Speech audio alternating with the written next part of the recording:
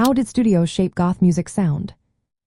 Imagine stepping into a studio where every sound is crafted to evoke mystery, darkness, and emotion.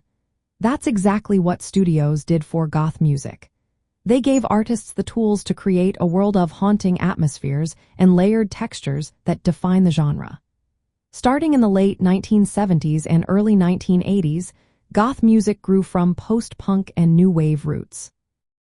Studios became the playground where producers and musicians experimented with effects and recording techniques to shape the genre's signature sound. One major way studios influenced goth music was through the use of effects like reverb, delay, and echo. These effects made vocals and guitars sound spacious and ghostly. For example, the echoing vocals and guitar effects on Bauhaus's song Bela Lugosi's Dead set a template for the eerie, atmospheric sound that many goth bands followed. Studios allowed artists to push these effects further than live performances could, making the sound more immersive. Another key aspect was the integration of synthesizers and electronic instruments. Studios made it easier to add layers of synthesizer sounds and drum machines, which became common in subgenres like dark wave and cold wave. These electronic textures added a brooding, cinematic feel to the music.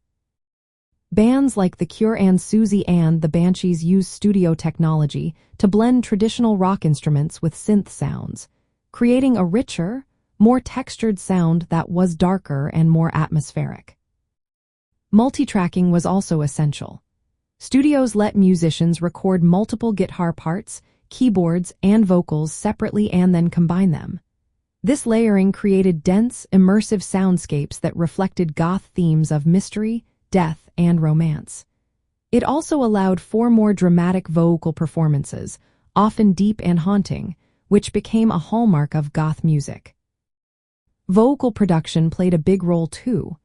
Studios helped capture the deep, dramatic tones of singers like Peter Murphy and Robert Smith. Microphone techniques and post-production effects made their voices stand out as haunting and evocative, adding to the emotional impact of the songs. Unlike punk music's raw energy, goth music production focused on mood and atmosphere. Studios helped craft a polished yet shadowy sound that fit the gothic aesthetic. This approach was often inspired by gothic literature, horror films, and theatrical performances. The sound engineering aimed to evoke the grandeur and shadowy beauty of Gothic cathedrals through layered and textured recordings. In practical terms, studios gave goth bands the freedom to experiment beyond live performance limits. They could design sounds that were dark, mysterious, and theatrical, shaping the genre's identity. This studio-driven sound became a core part of goth culture, influencing fashion, club scenes, and the emotional tone of the community. Overall, studios played a vital role in shaping goth music by providing the tools to create its distinctive atmospheric, dark, and dramatic sound. They helped artists craft a sonic world that matched the themes of melancholy, mystery, and theatricality that define the subculture.